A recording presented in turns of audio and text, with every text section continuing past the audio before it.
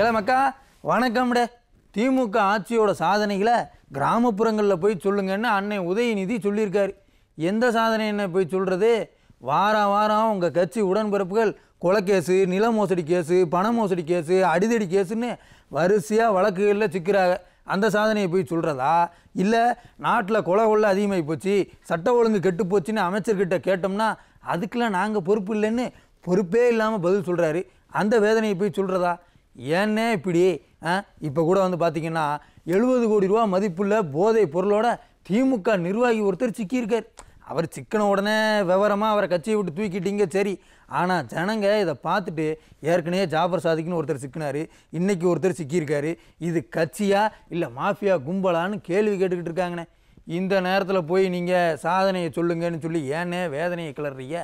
3 வருஷத்தில் நீங்கள் கொடுத்த சோதனைகளில் சாதனைகள் எதுவும் நடக்கலைண்ணே.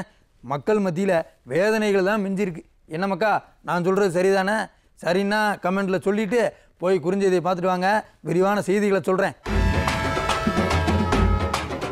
ஜாஃபர் சாதிக் மாதிரியே திமுகவில் மாவட்ட பொறுப்பில் இருந்த நிர்வாகி ஒருத்தர் மெத்தபெட்டமைன் கடத்தி சிக்கியிருக்காரு. போதைப் பொருள் கடத்துகிற ஆள் எப்படி ஐயா ஸ்டாலின் கூட போஸ் கொடுக்காருன்னு பாருங்க. இது கட்சியா இல்லை கடத்தல் கும்பலோட கூடாரமான்னு நாம கேட்கலப்பா. வரிசையாக கைதாகிறத பார்த்துட்டு ஜனங்க கேட்குறாங்க.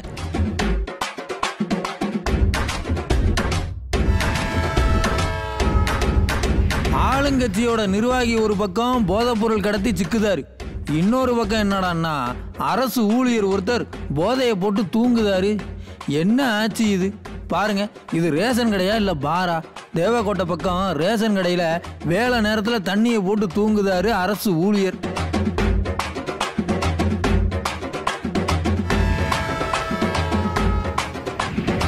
சென்னை திருவெற்றியூரில் ஆக்கிரமிப்புன்னு சொல்லி மார்க்கெட்டில் இருக்கிற கடைகளை அடித்து நொறுக்கியிருக்காங்க அதிகாரிகள். ஆக்கிரமிப்புன்னு சொன்னால் பகலில் வந்து உடைக்கணுமா இல்லையா? ராத்திரியோட ராத்திரியா நொறுக்கியிருக்காங்க. இதை கண்டித்து வியாபாரிகள் பாவம் போராட்டம் பண்ணிட்டு இருக்காங்க.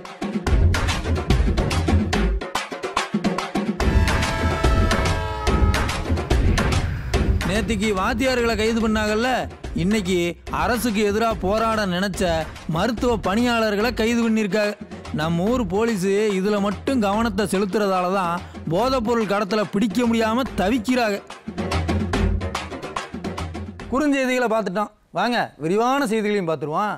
மக்கா, சென்னையில் 70 கோடி ரூபா மதிப்புள்ள மெத்தபெட்டமைன் போதைப் பொருள் சிக்கிச்சுல்ல, அந்த கேஸில் திமுக நிர்வாகி ஒருத்தர் சிக்கியிருக்கார். அடே மன்னிச்சுக்கோங்கப்பா, திமுக முன்னாள் நிர்வாகி சிக்கியிருக்காரு. ஏன்னா சிக்கின உடனே கட்சியை விட்டு தூக்கிட்டாங்க. உடன்பிறப்புகளா, தெரியாமல் தான் கேட்குறேன், அது கட்சியா இல்லை எதுவும் மாஃபியா கும்பலா? எங்கே கடத்தல் நடந்தாலும் அங்கே உங்கள் ஆளுகளே சிக்கிறாங்களே, அது எப்படி? சென்னை கிளாம்பாக்கம் பஸ் ஸ்டாண்டில் 70 கோடி ரூபா மதிப்புள்ள 7 கிலோ மெத்தபெட்டமைன் சிக்கிச்சு. பரவாயில்லையே, காவல்துறை கவனித்து பிடிச்சிருக்காங்களேன்னு சந்தோஷப்படாதீங்க. நம்ம ஊர் காவல்துறை கவர்மெண்ட்டுக்கு எதிராக யார் யார் போராடுதாங்களோ அவங்கள பிடிச்சி உள்ளே போடுறதுல தான் குறியாக இருக்காங்க.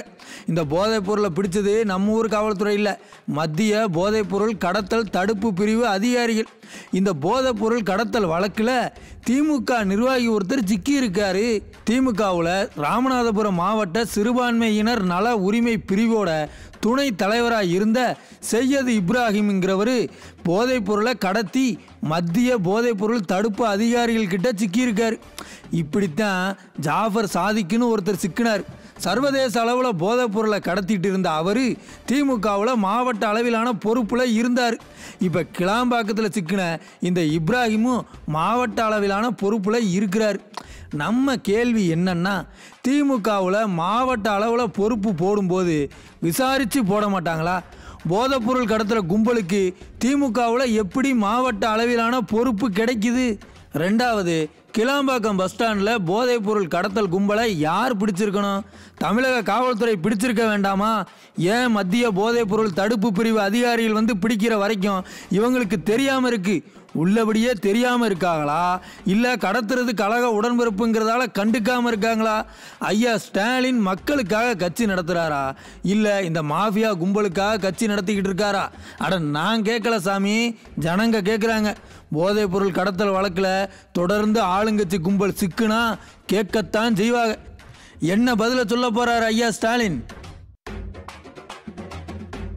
திமுக நிர்வாகி போதைப் பொருள் கடத்துறாரு. அவரை பிடிக்க இந்த காவல்துறையால் முடியலை. மத்திய போதைப் பொருள் கடத்தல் தடுப்பு பிரிவு வந்து பிடிக்குது. அப்போ இந்த காவல்துறை என்ன பண்ணுது?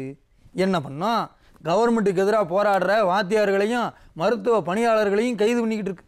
அதுலேயும் இந்த மருத்துவ பணியாளர்களை கைது பண்ண எம்புட்டு புத்திசாலித்தனமாக யோசிச்சிருக்காங்கன்னு தெரியுமா?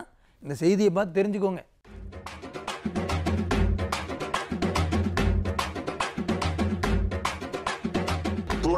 கண்ணை மூடிக்கொண்டால் உலக உருண்டு உலகமே தூணை கண்ணை மூடிக்கொண்டால் உலக உருண்டு உலகமே இருண்டு விட்டது என்று சொல்லக்கூடிய நிலையில என்னதான் பறவைகள் உயர உயர பறந்தாலும் ஆகாரத்திற்கு உணவுக்கு கீழே வந்து இறங்கித்தான் தீரும். ஐயா ரொம்ப கஷ்டப்பட்டு சொன்ன இந்த பழமொழி யாருக்கு பொருந்ததோ இல்லையோ, ஐயாவுக்கு ரொம்ப நல்லா பொருந்தது. ஏன் சொல்கிறேன்னா, அரசு ஊழியர்களுக்கு கொடுத்த வாக்குறுதி எதையும் நிறைவேற்றாம நாடக கும்பல் டிமிக்கி கொடுத்துக்கிட்டு இருக்கு. இதனால் கடுப்பான அரசு ஊழியர்கள் போராட்டம் ஆர்ப்பாட்டம்னு கவர்மெண்ட்டை எதிர்க்க ஆரம்பிச்சிட்டாங்க. நேற்றுக்கு கூட ஆசிரியர்கள் போராட்டம் பண்ண வந்தாங்க. ஆனால் விளம்பர கும்பல் என்ன பண்ணுச்சு? 11 மணிக்கு போராட்டம் பண்ண வேண்டியவங்களை காலையில் 6 மணிக்கெல்லாம் கைது பண்ணிடுச்சு. போராட்டம் பண்ணுறதுக்கு முன்னாடியே கைது பண்ணி போராட்டத்தை நிறுத்துகிறாங்களாமா. ஆசிரியர்கள் நிலைமையாச்சும் பரவாயில்ல, மருத்துவ பணியாளர்களோட நிலைமை இன்னும் மோசம். மக்களை தேடி மருத்துவம்னு ஒரு செயல்படாத திட்டம் இருக்குல்ல, அந்த திட்டத்தில் வேலை பார்க்குற ஒரு 100 மருத்துவ பணியாளர்கள் சென்னைக்கு போராட்டம் பண்ண கிளம்பியிருக்காங்க. இதை தெரிஞ்சுக்கிட்ட காவல்துறை ரயில்வே ஸ்டேஷனில் ட்ரெயினுக்காக காத்திருந்த மருத்துவ பணியாளர்கள் கிட்ட உங்களுக்கு தனியாக ஒரு பெட்டியே அரேஞ்ச் பண்ணியிருக்கோம், டோக்கன் வாங்கிக்கோங்கன்னு பொய் சொல்லி கூட்டிகிட்டு போய் கைது பண்ணியிருக்கா. பாருங்க எவ்வளவு புத்திசாலித்தனமாக போலீஸ் வேலை பார்க்காங்கன்னு. ஏன் சார், ஆம்ஸ்டாங் கொலையில் ஆரம்பித்து அடுத்தடுத்து நடந்த அரசியல் கொலைகளுக்கெல்லாம் சம்பவம் நடந்த பிறகு எப்படி நடந்துச்சுன்னு கதை சொல்கிற நீங்கள் எப்படி கவர்மெண்ட்டுக்கு எதிராக போராடுறவங்களை மட்டும் இப்படி முன்னெச்சரிக்கையாக பிடிக்கிறீங்க? இப்படி அப்பாவிகளை பிடிச்சி அடக்கி வைக்கிறதுல காட்டுற அக்கறையை போதைப் பொருள் கடத்துறவங்களை பிடிக்கிறதுலையும் காட்டியிருக்கலாமே. அது சரி, தலைமை சொல்கிறது தானே நீங்கள் செய்ய முடியும். ஸ்டாலின் ஐயா, போராட்டம் பண்ண வர்றவங்கள அடக்கி ஒடுக்கிட்டா எல்லாம் சரியாயிடும்னு நினைக்காதீங்க. நீங்களே சொன்ன மாதிரி பூனை கண்ணை மூடிக்கிட்டா பூலோகம் இருண்டாது. கொடுத்த வாக்குறுதியை நிறைவேற்றுங்க. காவல்துறையை குற்றவாளிகளை பிடிக்க மட்டும் பயன்படுத்துங்க. அட நான் சொல்லலை சார், விவரம் தெரிஞ்சவங்க சொல்கிறாங்க.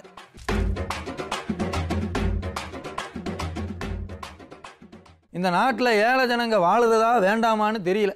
சம்பாதிக்கிற காசு வாய்க்கும் வயிற்றுக்குமே பத்த மாட்டி. நாமளே அரும்பாடுபட்டு அந்தா இந்தான்னு காசு சேர்த்து வீடு கட்டலாம்னு பார்த்தா அந்த கனவுல மண்ணள்ளி போடுது திராவிட மாடல். கட்டிடம் கட்ட அனுமதி சான்றிதழ்னு ஒன்று கொடுப்பாங்கல்ல, அந்த ரேட்டையும் ஏற்றி விட்டாங்கப்பா. ஏழை ஜனங்களுக்கு இருக்கிற பெரிய கனவே சொந்த வீடு தான். அதுவும் சென்னையில் வேலை பார்க்குற நடுத்தர குடும்பங்களுக்கு எப்படியாச்சும் சென்னையில் சொந்த வீடு வாங்கணும்னு ஆசை இருக்கும். அப்படி ஆசைப்படுற ஜனங்க நிலம் வாங்குறதுக்கு கட்டடம் கட்டுறதுக்கு காசு சேர்த்து வைப்பீங்கல்ல, அதோட கொஞ்சம் கவர்மெண்ட் கல்லாவுக்கும் சேர்த்து காசை சேமித்து வச்சுக்கோங்க. ஏன்னா கட்டிட அனுமதி சான்றிதழ் கட்டணத்தை எக்கு தப்பாக ஏற்றிருக்காங்க.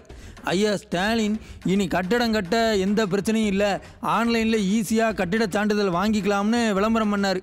நாம் கூட ஏதோ 3 வருஷம் ஆட்சியில் இந்த ஒரு நல்ல காரியத்தை பண்ணிட்டாருன்னு நினச்சோம். அப்புறம்தான் தெரியுது ஐயா அதில் எம்புட்டு பெரிய ஆப்பை வச்சுருக்காங்கன்னு.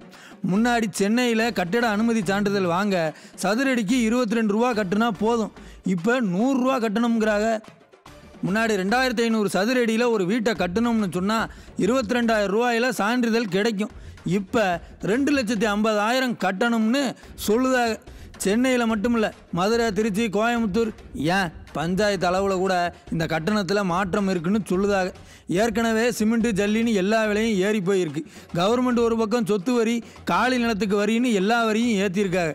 இதில் கட்டிட அனுமதி சான்றிதழ் கட்டணத்தையும் ஏற்றுனீங்கன்னு சொன்னால் நாமெல்லாம் வீடு கட்டுறதா வேண்டாவா? என்னமோ ஐயாவுக்கு தான் வெளிச்சம். வரி மேலே வரி போட்டு ஜனங்களை பாடாப்படுத்தின எந்த கவர்மெண்ட்டையும் ஜனங்க விரும்ப மாட்டாங்க. ஐயா அதை புரிஞ்சுக்கிட்டா சரிதான்.